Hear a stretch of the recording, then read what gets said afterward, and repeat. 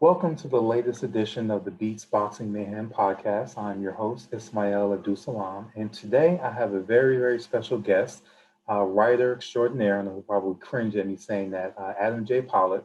He is the writer of the In the Ring series, which focuses on the early glove heavyweight champions.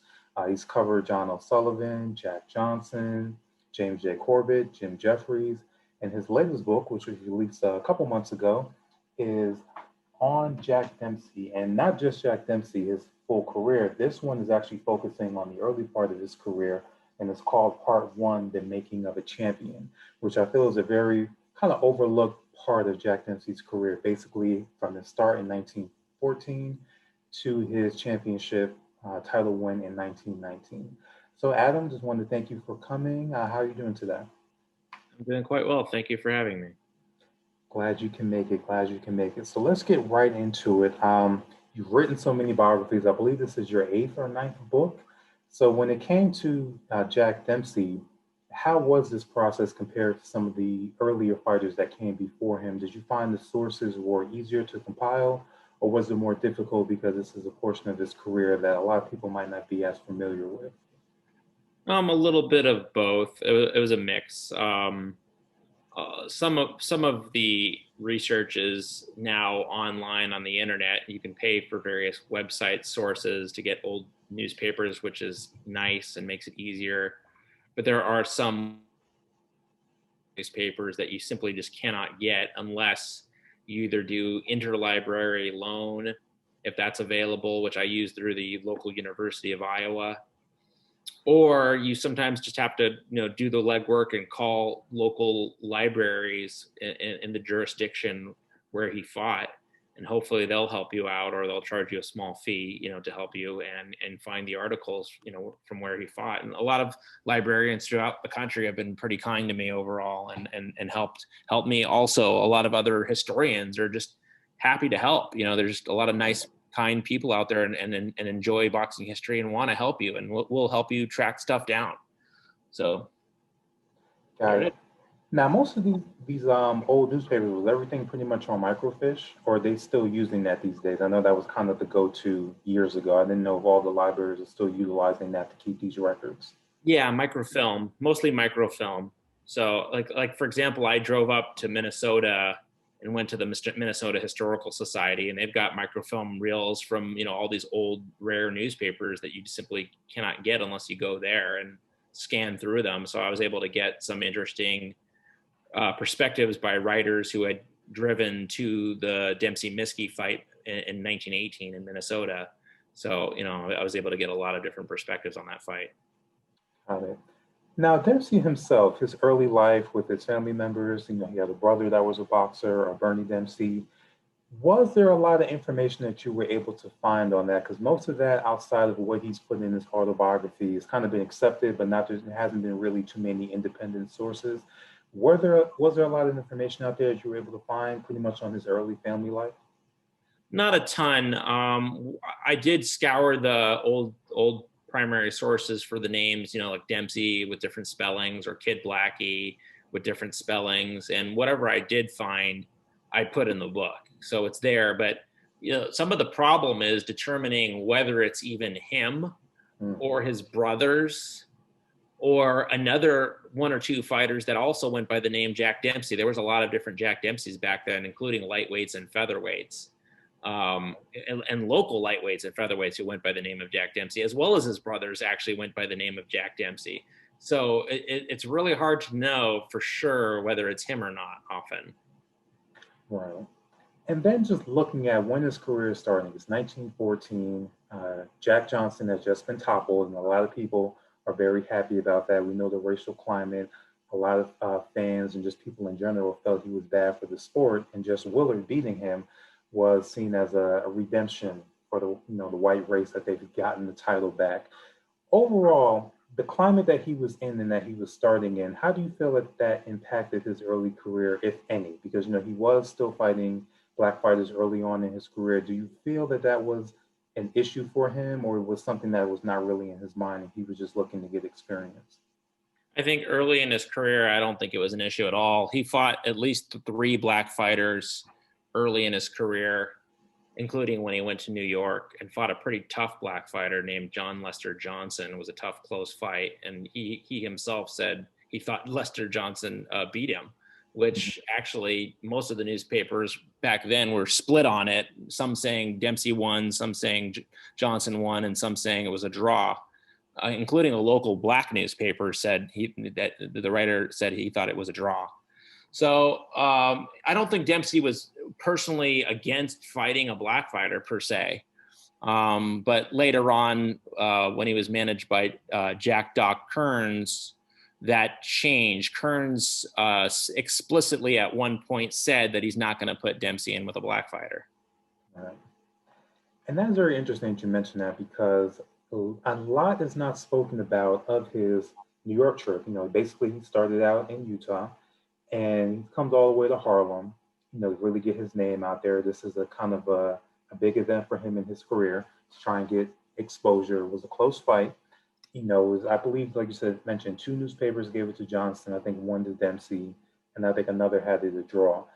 But also important is this is his first encounter with, I guess, what can be considered a shicey promoter, so to speak, and his first issue with, having contract disputes. Can you go a little bit into that with him meeting, I think his name was John the Barber Reisler, how do you pronounce his last name? Yeah. He became a very interesting character in the book.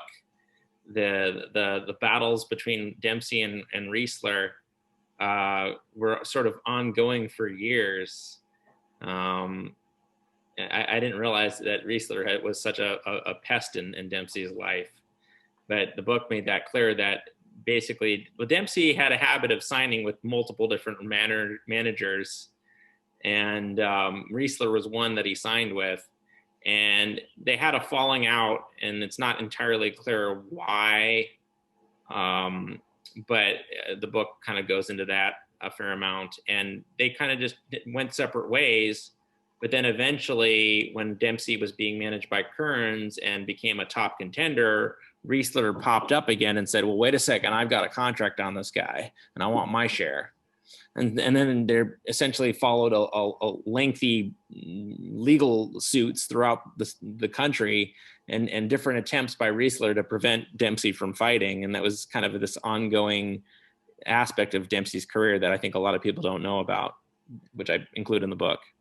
Right. And I don't want to give away the mistake that Reisler made that kind of hurt his chances, but do you believe, was that his only mistake? It seems like if he had done something legally correct in his own finances, he may have actually had a strong case. I'm wondering if eventually you think he may have been able to get Dempsey back based on that contract, or was that one mistake really the thing that kind of sunk him as far as being able to have it?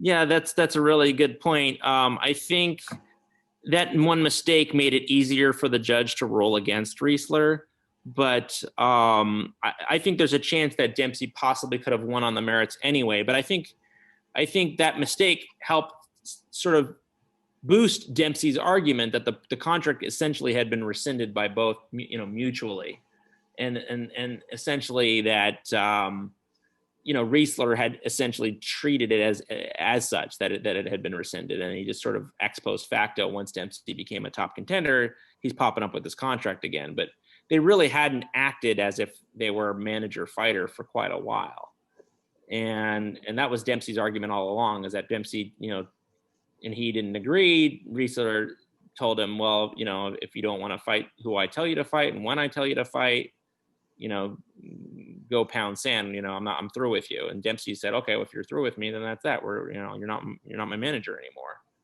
But Reisler took it as more, you come back and you fight who I tell you to fight when I tell you to fight. Absolutely. And when you look at Dempsey's early career, within his first 3 years as a pro, he has about roughly 5 to 6 draws. And I think one thing a lot of people might not realize is that, there were scoring criteria changes that are different, today than what we had back then. One thing now, as we know, it's very frowned upon to really just have an even round. You really rarely see that at this point. You have to kind of decide one way or another. And I think to a degree that kind of adds to the amount of controversial decisions we have these days. It seems like back in these times where Dempsey was fighting, if it wasn't clear, they had no problem saying, hey, this round was a draw. And if, if the fighters weren't able to separate themselves after 4 rounds, because as we know, a lot of these jurisdictions, you can only fight 4 round fights depending on where they are. San Francisco being one of those big places. So those early draws that he had in his career, it seems like it almost made it kind of mandatory that he was meeting some of these guys again. And I think that really helped hone his skills as a fighter. Can you talk a little about one of the early rivals that he had was Jack Downey? How do you feel that played into his development early on, meeting such a tricky guy just 1 year into his career? Well, first of all, it showed that Dempsey was very game and not afraid to fight anyone because he's fighting a guy with vastly more experience. But he was just one of those guys that, if it made him a few bucks, he was willing to get in there and fight. But it also helped him, grow and develop as a fighter and garner him, a good experience, good quality experience that down the line, paid him dividends. So, and I think you made some great points about the old time scoring is, you have on one hand, you have a lot of fights, they're not scored by judges, they're just scored by the referee. And a lot of these referees aren't scoring it based on round by round like we do today, as much as they're scoring it on an overall impression of who did the superior work, who did the most damage, who would have eventually knocked the other guy out if the fight had been allowed to continue on to a finish. It's a different feel about who is the better fighter. Then they started shifting to referees being a tiebreaker and then having 2 judges. And again, you have some of these judges and scoring it more impressionistically overall who did the most damage, and it didn't matter how it didn't matter how many rounds per se you won. Then they started shifting to round by round scoring, and as you noted, they didn't have a problem with scoring rounds even, much more frequently. Back then, not only the judges and the referees would score even rounds very frequently, but so too with the news writers. When you read these newspaper reports, you see a deluge of even rounds in these fights. And I guess there's a question I have in my own mind is that a better method?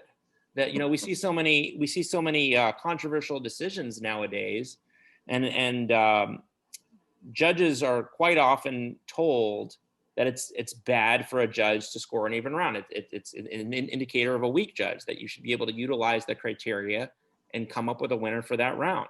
And that's reinforced, in many jurisdictions, not all, but many.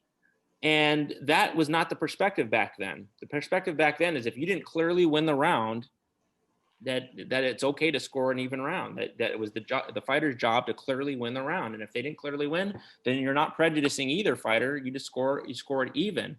And perhaps that got the right result more often than not.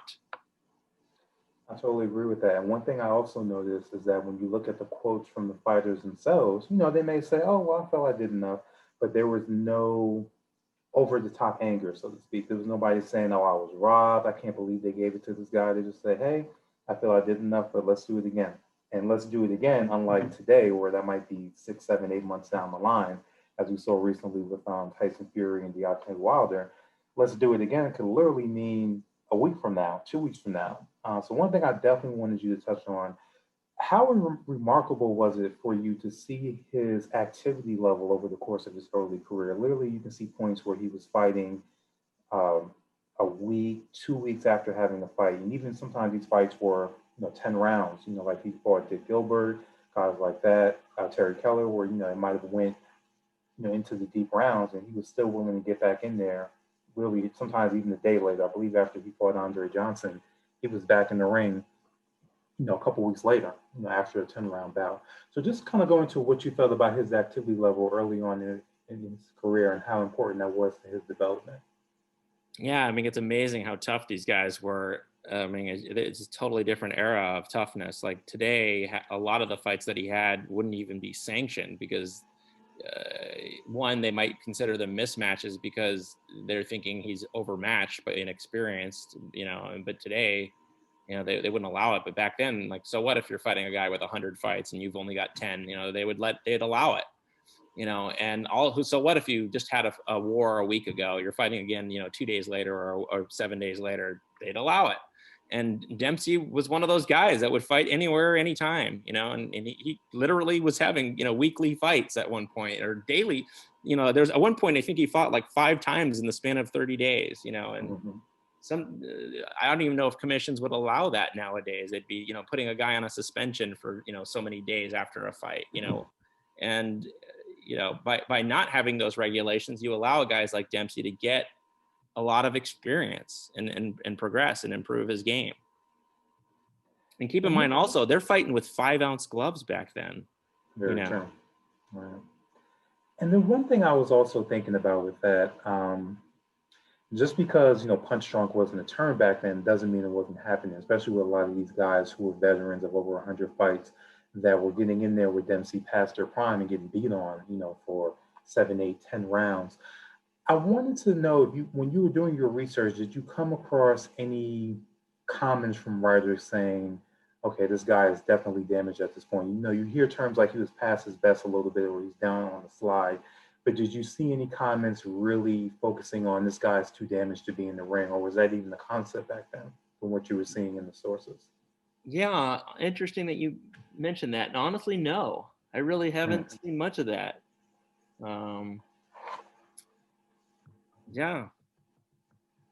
And that's very interesting to note because one thing I've always asked, and I'll ask you too, I've asked a lot of people about this, you know, we always say the fighters back then had to be tougher because of just their activity level. You know, the most adjacent schedule we've seen in recent years to that would be the Super Six, you know, where they were fighting a very consistent schedule where you're fighting every 4 to 6 months. And we saw a lot of those fighters weren't able to get through that process. A lot of them had to pull out, had injuries. After 1 or 2 knockouts, they just felt that it wasn't in their best interest to continue. And this wasn't even the concept back then. So it's always been a question, and I've gotten different answers from trainers and people alike, where are the fighters now not able to do that because they're bigger and stronger and doing more damage? Or was it a case of back then because they were fighting at their natural weight, you know, because you're having same day weigh-ins. Sometimes they're weighing in just right before the fight. So if you're at your natural weight, maybe you just have better endurance and better durability to kind of take this punishment every so often, you know, even if you're fighting regularly like that. So I guess there's no right or wrong answer, but on which side of the scale do you think? Do you think it's because fighting at your natural weight, you're able to take the punishment better, or just fighters now are just more damaging and stronger? The honest answer is I don't know. It could be a combination of all of those factors, or they just did it because that was what they had to do. You know, that was in order to make a buck. That's what they did. Necessity sometimes, you know, leads to that. Poverty can lead to that. You know, I don't know. It's an intriguing question.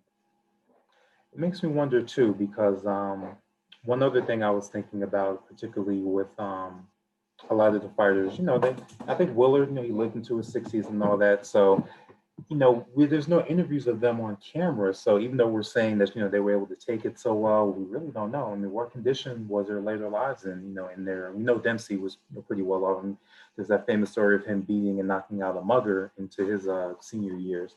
But for the majority of these fighters, especially the journeymen, you know, who might have a record of, you know, 20 and 22, you know, what was their quality of life, you know, once they got into their 60s and 70s? There's really no documentation that I've seen of that.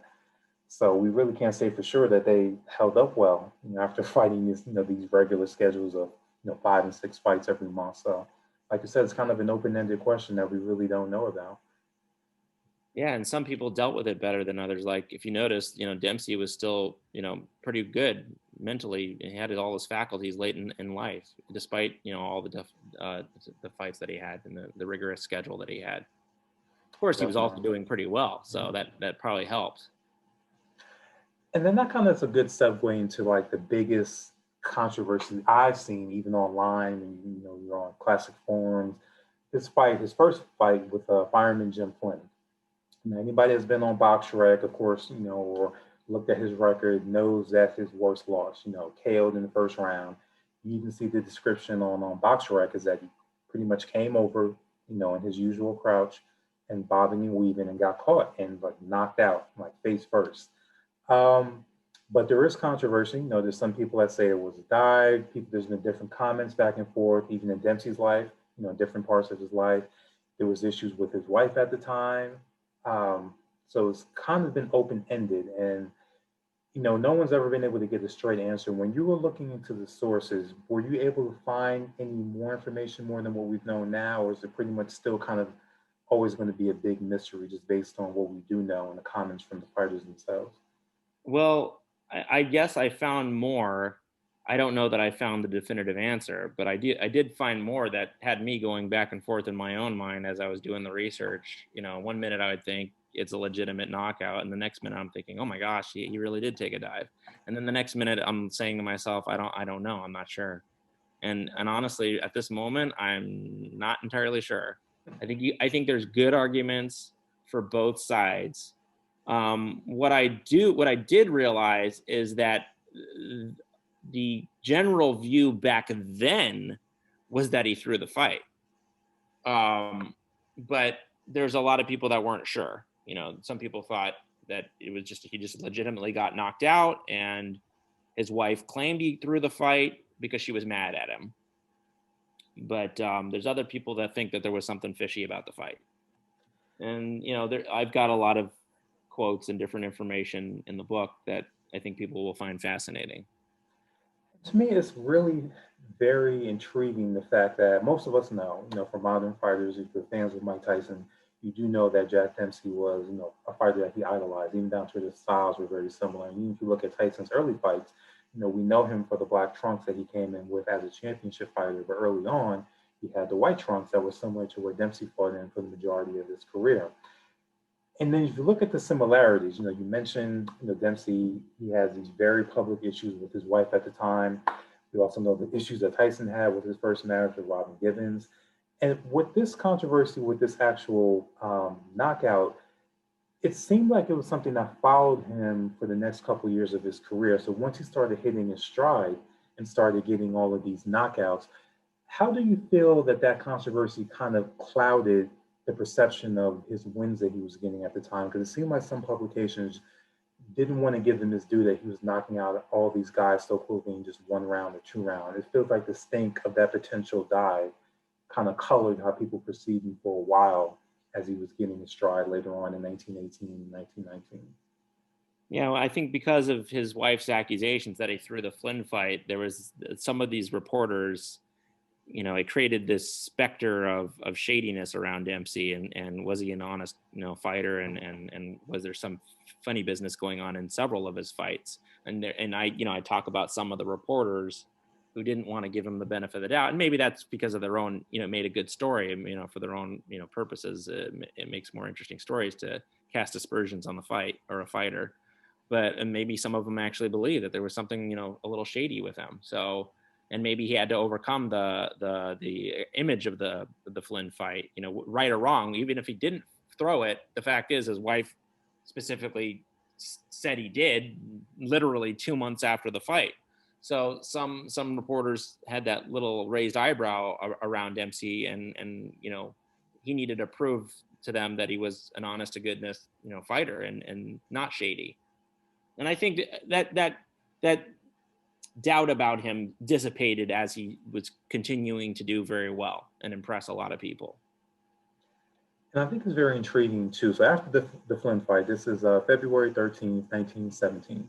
So immediately after that, he kind of hits a sore point. He fights Al Norton, who's a decent fighter, but doesn't have an outstanding record. They fight to a draw, 4-round draw.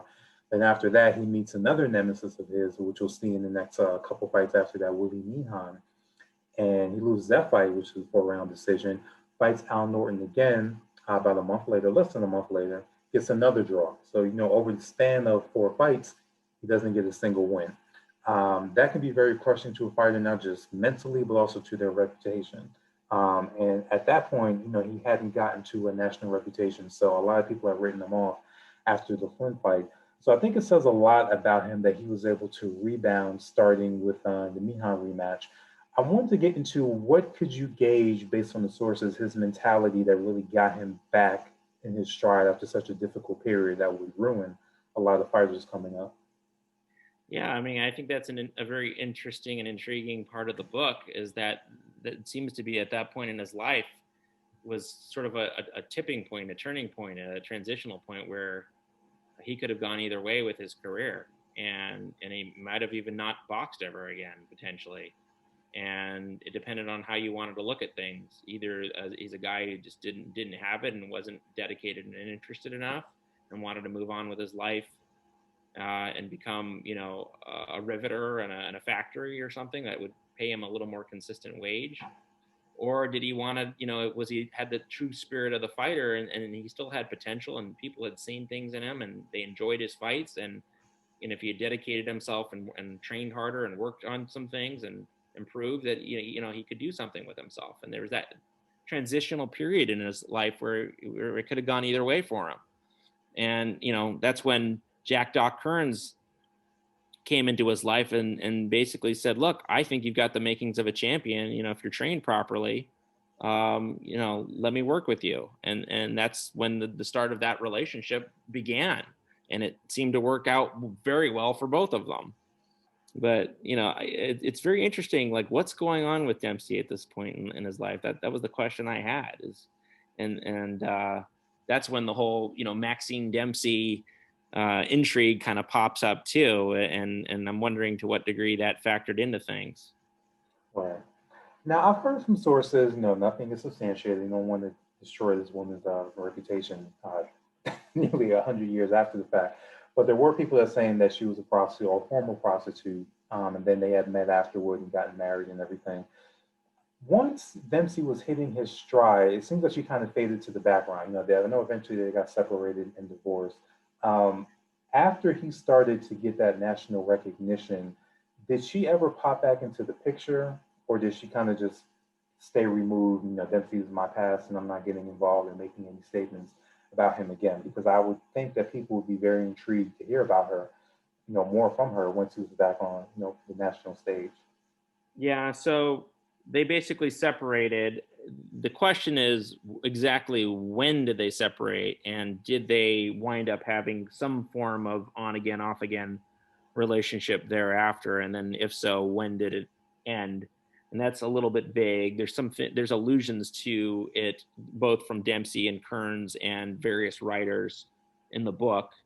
And then eventually they got divorced in I believe February of 1919 or somewhere in that range. But before Dempsey won the title. And then but you really don't hear from her until after he's won the championship. And yes, book In the Ring with Jack Dempsey Part 2 will cover all of that. And yes, it's very fascinating, and that will all be there. Got it. So going back to rivals, his main one at this point after the Flynn fight would be Willie Nihan. And for those who haven't seen a picture of him, the writers back then liberally called him Fat Boy and Fat Willie, but that doesn't say anything about his fighting ability. He was very difficult to beat, especially over the course of a 4-round fight. And he was based in California. And at the time, the majority of those fights, I believe, had to be 4 rounds. It wasn't a championship fight, which made him very, very difficult to beat. With Dempsey, you would think somebody like that after 1 or 2 fights, you would avoid them. He lost the first fight to Nihan in March of 1917. They rematched 4 months later, same year. He's able to win a 4-round decision. Now, for most modern fighters, that would have been the end of it. They would have made sure that they would not fight somebody like that again that they couldn't look good against. But Dempsey would go on to fight him 3 more times. Um, that was really fascinating to me. It seemed like he was determined to show that he was superior to this guy. Did you see that a lot in the sources when you were reading quotes from him about how he felt about Mihan and why he kept getting in the ring with him, even after having so much difficulty early on? I think Dempsey was just a really game, tough, strong guy, and he was willing to get in there with anyone they put in front of him, and if it was going to make him money, and Meehan was considered one of the 2 or 3 best guys in California. It was Willie Meehan, Al Norton, and Jack Dempsey. Those were like the 3 top guys, and that's who the promoters wanted to put in the ring with one another. So he was willing to fight him. And yeah, Meehan was a very experienced, clever, guy. And he was, in modern day parlance, a spoiler. You couldn't look good against him, or it was hard to look good against him. He knew how to clinch, and he knew how to move, and he knew how to dive in, and he knew how to, throw awkward, quick punches. And it's easy to do that in a 4-round fight. The same way they used to say Philadelphia Jack O'Brien was the best 6th-round fighter in the world. Willie Meehan may have been the best 4-round fighter in the world. People, they said, he's just not an easy guy to look good against in 4 rounds. I think that's one thing I want a lot of, especially people who do not know much about Jack Dempsey, who are going to be reading this book or looking at BoxRec. It's really easy to dismiss someone, say, oh, you're losing these 4 rounders to this guy. But at the same time, if you look at a lot of the great championship fighters, quick example that comes to mind would be Joe Frazier. One of the main markers of Joe is that he took a couple rounds to get smoking, and then after that, he was very, very difficult to win against. But imagine if the majority of his early fights had to be 4-round fights. What would his record potentially look like? Most of these guys will be able to hold and clinch him, for 4 rounds. And then another thing with Mihan that I think is interesting, especially with the scoring criteria, he played a lot to the fans. A lot of the punches, he would do these slapping type punches that were very loud, but not, necessarily damaging, but it got the crowd going. They really liked the theatrics. How important do you think showmanship was to the scoring criteria back then, especially when they weren't scoring it round by round in most cases? Yeah, and you make very great points, and I think that did have an impact. Also, I think the fact that Meehan was the local native son, the Californian, there's allusions to the thought that Meehan may have gotten a little more favoritism from the judges because he was a Californian, and the crowd seemed to like him. And but you also have some writers who are very pro Dempsey that you note in all of these fights, even when he's getting draws, that they see that he's the guy with the long-term potential. He's the guy with the harder punches, the cleaner punches, the more accurate punches, the guy that over the long haul is going to be the guy that emerges victorious if it was say a 10-round fight. And some of these writers are like, look, this guy, yeah, he won the fight as it was fought, but if Meehan hadn't been allowed to, slap as much or grab as much, and if it hadn't been 4 rounds, Dempsey's the real fighter here. And so that, I'm sure that also helped Dempsey, be encouraged as well, that even though you're getting a draw, you're getting a lot of the experts saying, you're the real fighter here. We know that. And then that brings us to 1918. Let's start in the beginning in January. It almost feels like a switch had been flipped when you talk about the ferocity of his style and particularly his punching power. It just seemed to get off the charts. Right in January, he fought Homer Smith, knocked him out in the first round. He had a rematch with Carl Morris, who actually got disqualified because he was on the verge of being knocked out, couldn't stop holding low blows. He rematches Flynn in February, knocks him out in 1 round. His biggest test today, Bill Brennan, that same month in February, knocks him out in 6 rounds. So it feels like he really hit his stride here in becoming, the ferocious knockout artist that we all know. Did you note any real changes in his style? Because I noticed a lot around this time, you're starting to get comparisons to great fighters. The names that we hear a lot, we're saying he's a combination that he has Fitzsimmons' power, and he also has Ketchell's movement and guile. I even seen some people compare his footwork to Terry McGovern. What do you feel, if anything, changed about his style at that point, or do you feel he just gotten stronger? He was fighting as a teenager before. Do you think it was just, growing into his manhood and getting that strength then, or did you see any changes in his style from the sources that you picked up on that added to his knockout power? Yeah, I think there's this sense that, not only is he getting, stronger, bigger and stronger, but also polishing his style and developing his skills more and more with Kearns. And also, I think there's allusions to the fact that he was training harder as well and taking boxing even more seriously with under Kearns' tutelage.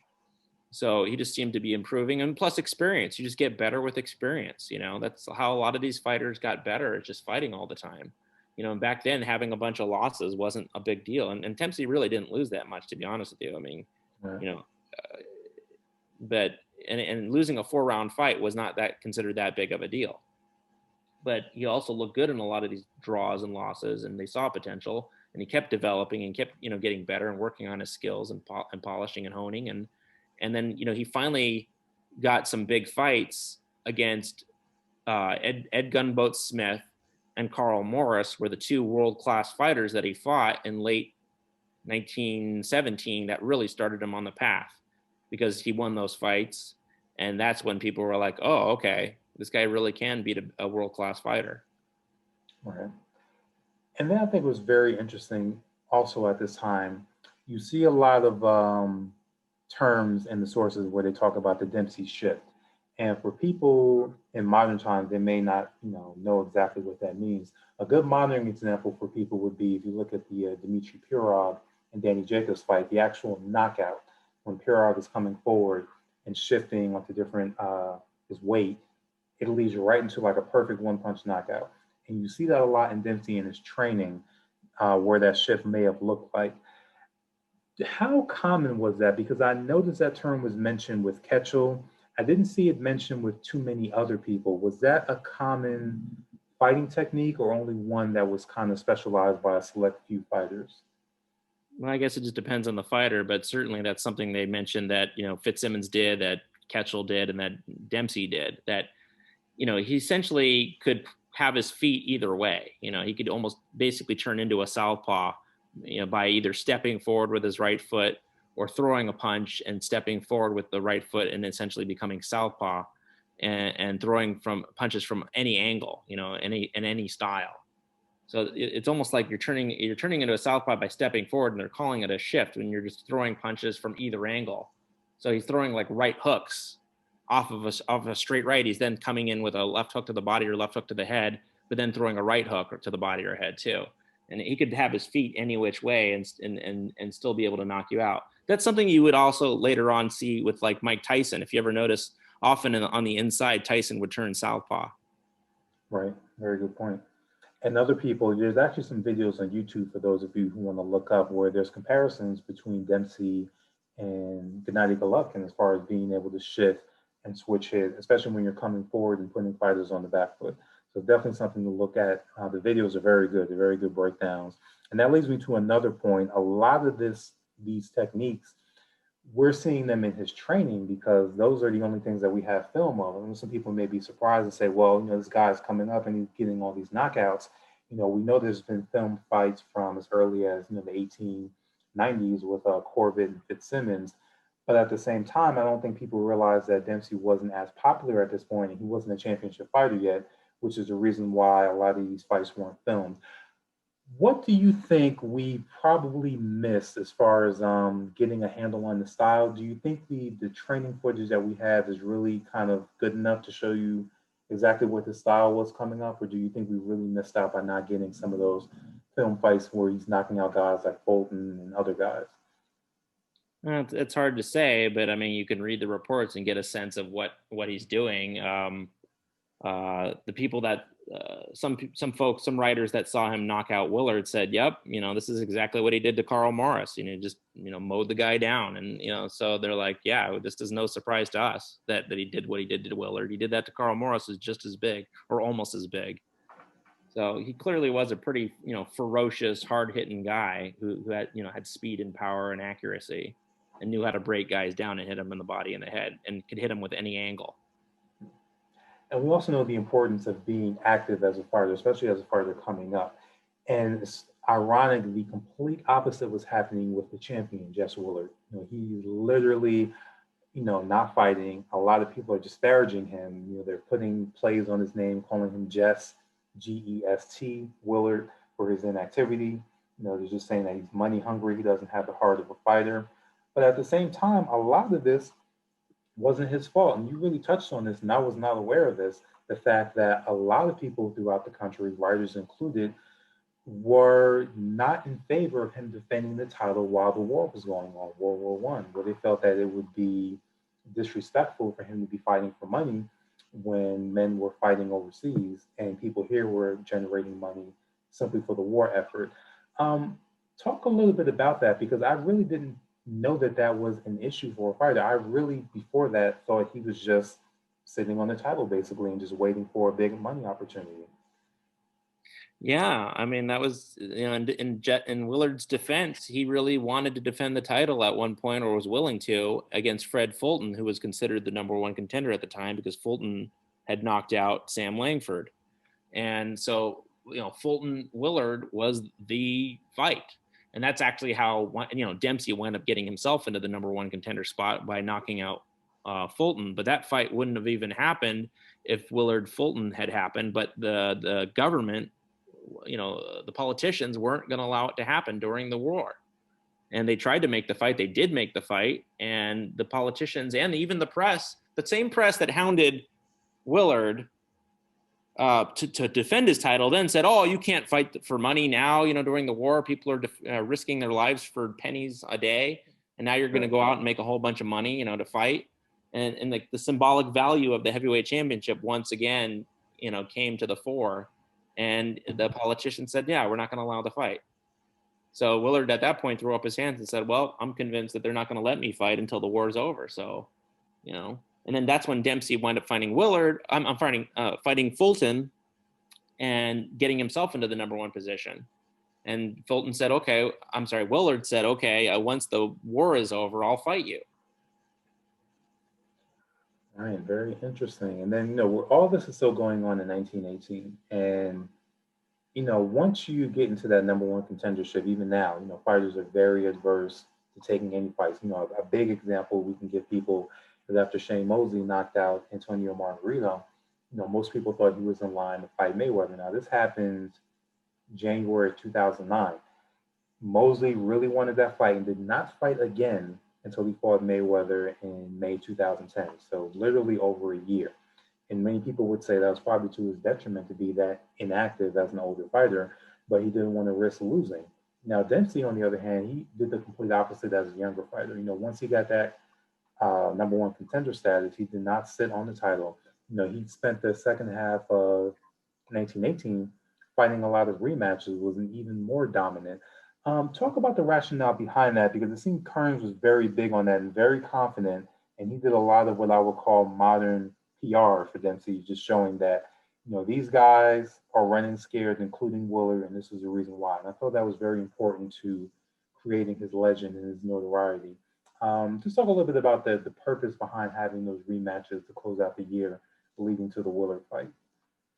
Yeah, Willard was a great manager at marketing his fighter. He was good at putting out press releases and writing letters to different writers throughout the nation, touting Dempsey and calling him a world beater and saying he's going to be the next heavyweight champion of the world. And that helped. Marketing matters in boxing, and he was good at marketing his fighter and touting him highly. And some newspaper reporters actually would tease Kearns about it and saying, "Yeah, Kearns is saying this, that, and that. It's not all true, but we all know it's not true, but he's not really saying it for us. He's saying it for the Eastern riders, and he's trying to hype up his fighter." And they would almost, laugh about it, but they knew what he was doing. They knew he was trying to market his fighter. And that helped, and then basically, by fighting, doing rematches with some guys that he had decisioned, and having him knock them out in the rematch, that helped solidify his dominance, and wherever he went, you're convincing the writers of that particular state that your guy's really that good. So if you're going down to the South and fighting, Carl Morris and knocking him out one round, they're now going to be on board saying, "Wow, this guy really is that good." Or if you go to the East Coast and do the same thing, and then they see you knock out the same guy, they're going to say, "Wow, this guy's always gone the distance with everyone else, but Dempsey's knocking him out." That's special. Absolutely. And bringing up the Carl Morris fight, that fight knocks him out in one round. Solar plexus punch, very similar to, I'm imagining how Fitzsimmons knocked out Corbett. But the difference here, it happened so quick. It's round one. He goes down. He doesn't get up. You had the crowd chanting fake. Probably they didn't see the punch. They were expecting them to just warm up. It happened so quickly. Now, interestingly enough, Dempsey did not get any flack for that. It was all on Morris for just getting dropped and beaten so quickly. It reminds me of something that happened, and you can see this on YouTube for all the listeners out there. After the Phantom Punch, with the Ali Liston rematch, they had a roundtable with a few writers and also Dempsey and Rocky Marciano talking about if the punch was legit. Now, the majority of the people on that panel said it didn't look like a knockout punch and they had concerns about it. Dempsey was the only one on there, and I think it's because of his experience that he had dealing with this personally, with how quickly he was knocking people out. He said that the punch didn't look like it was going to be a knockout punch at first, but in the very last second, he noticed that Ali put some weight behind the punch, and he could see how it could be a knockout punch. I thought that was very interesting to hear him say that, and I think it really probably reminded him of some of the controversies he went through when he was knocking out people so easily and had those kind of cries of fate going on with him. Yeah, that's a great point. Yeah, I mean, I guess anyone Dempsey might be one of the best people to understand that, knockout blows don't always look like knockout blows, and that's interesting because that's one of the things they said about some of Dempsey's knockouts is that they said that he hit harder than even what his punches seemed. Mm-hmm. Like they don't always seem like killer punches, but the way people are reacting to his punches, they must be that powerful because he's hitting these guys and they're like wobbling all over the place, and they're like, wow, it didn't even look that powerful. But he just some people just have big power. Right. And just like you also said earlier, 5 ounce gloves. You're going to be getting the full impact of these punches. Yeah, that doesn't hurt. And then just to wrap up on 1918. So just for people who are trying to get an idea when you go on BoxRec of how dominant he was that year, he fought 22 times. He won 18 of them. He lost one to Mihan, 4-round decision. Had no draws, three no decision, 17 knockouts out of those 18 victories. So when I'm looking at his career, because he's very interesting as far as when you're trying to narrow down a guy's prime. You can look at people like Ali and say, okay, once he won the title, that's when he hit his real brilliance, and that's when we can say that's when his prime was. Dempsey is interesting to me. I mean, you could, if you choose to, start it, with the title win against Willard, but I would make the case that 1918 is probably his most dominant time as a fighter. He's active. He's eliminating any type of questions with the rematch dominance that he had. Do you feel 1918 also was kind of the best place where we can say this is a man, Jack Dempsey in his prime? Yeah, I think that'd be fair to say. He was very dominant in 1918. He solidified his status as the number one contender and garnered a lot of push for Willard to defend against him. So now getting to just Willard and getting to the title match. This happened on Independence Day, 1919. The man had not been active. From what I'm seeing, the majority of the sources felt that Dempsey was pretty much going to win. But there were some people that had questions about the size of Willard and what he would impose on him. For the majority of the information that you were able to compile, did it look like Dempsey was the overwhelming favorite, or do you feel like it was kind of still a 50-50 fight even at this point? Well, I try to include all the different perspectives of those who thought Willard was going to win, those who thought Dempsey was going to win. And we do know that Willard was the favorite in the odds, although the odds did shift and become closer to even as the fight approached. But still, even odds still says that it's a close enough fight. And I tell people to imagine today if Tyson Fury hadn't fought in a few years and he was going to fight a guy that was 190 pounds, he'd probably still be the favorite. You know what I mean? And I think Right. there's that sense of, well, Willard's just too huge. The guy's like, 6'6", 240 pounds, fighting a guy that's 6'1 and a half and 190, to 200. And they just figured the guy's just too big, too strong, too tall, too long. And the fact was that he had an aura about him. He had never been knocked down. And he's the guy that beat the great Jack Johnson, the guy that nobody could beat. Mm-hmm. He's the one that took everything Johnson had and wound up knocking him out. And Jack Johnson was a 230-pound fast fighter with tremendous defense. And so there was that sense of that, Willard might potentially outpoint Dempsey or even knock him out. But then there's other people that said, look, Willard is too old, he's too inactive, and Dempsey is a ferocious killer puncher, and he's just going to mow through him. And he'll probably knock him out. And even if he doesn't, he's just going to outwork him because he's just so ferocious and nonstop. And then I try to, in the book, include all of the pro and the con and all the writers that said Dempsey's just too much for him. And some people that said, well, Willard's just too big, too big for him, and everything in between. I include the daily training reports and what the writers were saying. then leading to the big fight, what in the big fight, one thing I really enjoyed about the book is the pictures that we're able to see of, round by round. It's only 3 rounds, but as we all know, this is probably one of the most dominant championship performances ever. He just completely destroyed Willard after the first knockdown. And we know back then you were able to stand over opponents. As soon as you got your knees up off the canvas, you on them again. But one thing that's always been interesting to me is the extent of the damage. We've gotten so many different sources on this. Some people, it was almost like he was a train wreck. Ribs broken, nose broken. You'd be surprised if he was able ever to walk again. And other sources say, yes, he was beaten badly, but not to that extent. Did you find a lot of not disparaging, but different sources as far as wildly different interpretations of how much damage Willard took in that fight?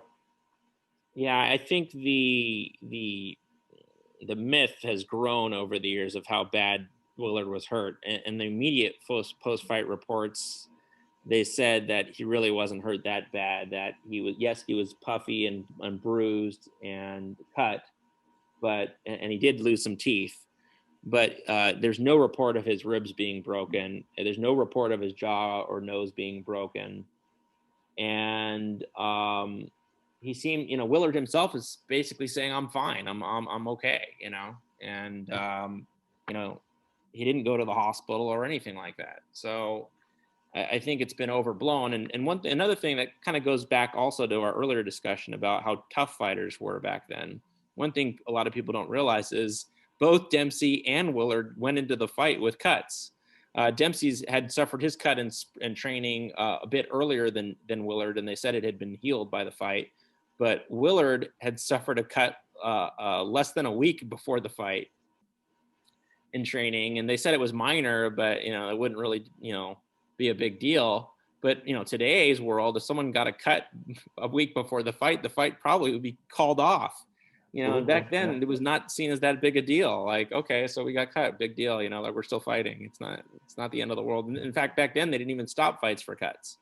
It was just considered a thing you dealt with. So he already had a little cut going into the fight, and his lips had been cut in sparring also. So he had a bloody lip and a cut eye even before the fight started. And I think one thing that probably added to that aura of the damage is the fact that he didn't fight for, I believe, 4 years after that fight. Pretty much was in retirement and did a semi comeback, had 2 fights, beat a fighter named Floyd Johnson, and then got knocked out by Burko, who Dempsey will fight later in this title reign. So I think that added to it by people started thinking, well, the fact that he went immediately into retirement, he probably was damaged so badly. But on the other hand, let's talk about the purse that this fight generated. That is more than likely the reason why he didn't fight for so long after that, because this is pretty much almost a retirement fight money-wise. This fight generated so much money. Talk about that compared to the fights that, championship fights we had before then, how much, money this fight generated. Yeah, I mean, it was a big fight financially. He was guaranteed $100,000, which back then was humongous money. Nobody had ever been paid that much before, other than perhaps Jeffries and Johnson in 1910, which was an astronomical payday for those two as well. But other than that, this was the biggest payday in boxing ever. So he could easily retire and ride off under the sunset, so to speak, if he wanted to, off of that payday. So one last thing I do want to make sure that we touch on, and which I really like in this book, especially for people who know the history and know the times of what was going on back then. We all know about the color line after Jack Johnson lost the belt. And even before then, most champions would not defend against a black fighter. And, the reasons were, after we saw with Johnson, they felt that he disparaged the title based on his personal activity, and pretty much what he did, marrying white women. Even him knocking out Jeffries caused race riots across the country, which a lot of people would use as justification not to go through that situation again. So as Dempsey was coming up, you had great fighters, black fighters, you mentioned before, Sam Langford, Joe Jeanette, and then of course his contemporary is Harry Wills, but you always made sure to touch on what was going on with those fighters as Dempsey was coming up, which I felt was very important. And it really begs the question, and we'll never know this, how much heavyweight history would have changed if those fighters interacted? What would happen if Dempsey by chance fights Sam Langford in 1916 or 1915. Langford was kind of going on a slide by then. What if he fights Harry Wills on the come up, before Fred Fulton? What does that do to his development? What does that do rivalry wise? Do you agree that we really could have a completely different heavyweight history if he had had the chance to mix up with those guys, not even after he became champion, but just on the path to becoming a world champion? Yeah, I mean, that's the possibility that we'll never know. And history is fundamentally altered by the fact that certain fighters were not given the opportunity to compete. And that's a shame, and from our perspective today, we like to see all the top guys be able to fight each other and find out who really is the best. And back then, because of the color line, there are a lot of fighters that some people would like to just forget about, but the fact is they were around and they were acknowledged to be very, very good, the best in the world, and they weren't not given the opportunity to fight for the title. Willard, after beating Jack Johnson, explicitly said that I'm never going to fight a black fighter again. He wouldn't even spar with a black fighter. That was sort of interesting that Dempsey sparred with black fighters in his training camp, and Willard said, "No, I won't spar a black fighter either. When I say I'm drawing the color line, that's it. I'm drawing the color line. Period." Completely. And they said that Dempsey actually had the superior sparring because of it, and that Willard was not getting the right kind of preparation the way that Dempsey was. And so, yeah, I think we have to acknowledge, to be historically accurate, that there were other top heavyweights around who probably deserved a title shot and they were not given it. And they maybe, also deserved to be in the mix of top title contenders, but they just weren't given the opportunity. And I think Jack Doc Kearns didn't really see any advantage to Dempsey's career to fight any black fighters, because he knew and believed that Dempsey was going to get a title shot without fighting any black fighters. So I think to his mind, it was like, why take the risk? We're going to get the title anyway. So he never put him in with one of these top black fighters. And he explicitly essentially said that. He said, I'm not going to put him in with a black fighter. And that's also in the book. And one thing you also touched on in the book, I think a lot of people may not be familiar with this. There was an instance where he was almost kind of forced into potentially fighting a black fighter. And I believe it was Joe Jeanette that actually jumped into the ring when Dempsey was scheduled to fight someone else. And that was a complete shock. And you go into that promoter and that kind of swerve, which is very unique, because it almost split the crowd, where some people were upset about it and other people were kind of like, well, this will be even a good fight still. Just go into a little bit about how that happened and kind of the fallout with that promoter. Yeah, so Dempsey was scheduled to fight someone else. It was a white fighter, and it was actually a charity, somewhat of an exhibition show, but there were actual fights. And they created some sort of scheme to where Jeanette would jump in the ring without Dempsey knowing it and saying, fight me. This guy's actually hurt or injured or something, can't make it, can't do it. And Dempsey and Kearns had no idea. They show up to fight the one guy, and then another guy shows up. And at that point, Kearns explicitly said, no, we're not gonna fight anyone. He basically said, we're not going to fight anyone other than the guy we contracted to fight. But he also explicitly said, we're not going to fight black fighters. Right. And yeah, it's interesting to see how not only the crowd, but also the press handled that. And you get a sense of the perspectives on race at the time through that. Not only race in the general country, but race in boxing.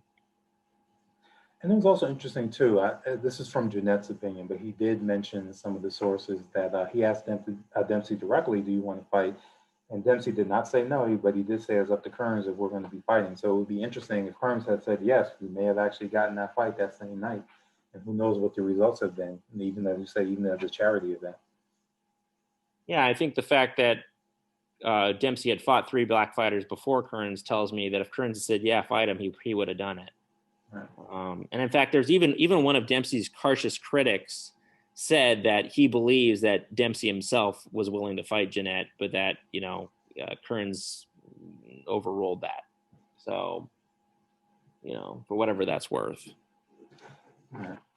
All right, so the last thing, one more thing, I know I said last thing before, I did want to touch on is, as far as Dempsey himself, there's been what I would call personality myths out there. I don't know if these can be substantiated, so I didn't want to run them by you to see if you had heard anything similar. So we do know that he had a hobo lifestyle coming up and that he rode the rails. I think that's not in dispute. But one of the other things I've heard that kind of disparage him was that he had worked in a brothel, that he was like a breaker. I have never seen any sources about that in particular outside of like online, just message board stuff. Did you find anything to substantiate that in the sources that you reviewed for the book?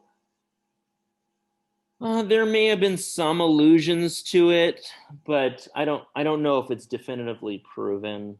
Mhm. There's some claims of it.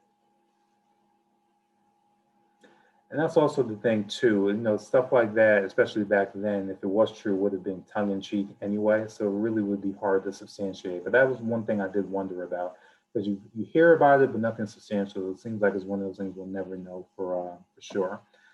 So, with this book, I would definitely recommend that everybody pick it up. In the Ring with Jack Dempsey, Part One, The Making of a Champion. So obviously, you know how we are with readers. You write the book, takes you a year or so. Literally a month or two later, we're asking when's the next one coming. So I do have to do my job and ask, when is that Part Two coming? Which I'm assuming is going to be covering everything from his championship reign to his retirement. Yeah, hopefully in the next year to a year and a half, 2 years at the most. I'm working on it daily, so I'm working hard to get it out there. But I also want to do a good job like I always do, and want it to be thorough and consistent with the other books. So when it's done, it'll be done. Absolutely. And just to let everybody know out there, this Part One, this is the most comprehensive book that you'll find anywhere on Dempsey's early career. We're talking over 500 pages, never before seen pictures, primary sources. So if you're looking to learn anything about Jack Dempsey's career, this is the book to pick up. And also make sure you pick up the other books if you're trying to learn about any of the other early blood heavyweight champions. I'm talking about Bob Fitzsimmons, James J. Corbett, Jim Jeffries, John O'Sullivan, Marvin Hart. They're all covered. You'll be able to get the full spectrum of early championship heavyweight fighting. So then that does beg the next question. Once we get past Dempsey, you're moving into Smelling, Lewis, people who are primarily have been covered well, throughout history and other books. Do you feel once you're done with Dempsey that you're pretty much that closes the book on the In the Ring series, or do you feel there's other fighters out there, maybe outside of heavyweight, that you would be interested in writing about? I'm really not sure. Honestly, I was somewhat done after the Johnson books, and then I had some folks beg me to do Dempsey, so I said, "All right, I'll do Dempsey," because he is an interesting figure in boxing. So I did Dempsey, and now I just don't know what I'm doing after this. So Right. we'll see. And whatever it is, we'll definitely be paying attention. And just like we talked about before, Jack Dempsey was one of the premier athletes of the early 20th century, particularly the 20s, the roaring 20s. He's one of the few that's associated with that era. And for those who are kind of looking for a contemporary idea of what it was like, looking further than Mike Tyson, how he excited the heavyweight division with all those early knockouts. That's pretty much your equivalent in Jack Dempsey. So definitely check him out. There's a lot of footage of his championship reign that you can find online on YouTube, starting with the Jeff Willard fight. But as far as his early career, things that were not filmed, how he became a champion, what went into his development, the highs and lows, the main place to find that would be In the Ring with Jack Dempsey. So, Adam, I thank you for your time. Anything else you want to let the listeners know before I let you go? Oh no, thank you. Just you can pick up In the Ring with Jack Dempsey Part One, either on BarnesandNoble.com or Amazon.com.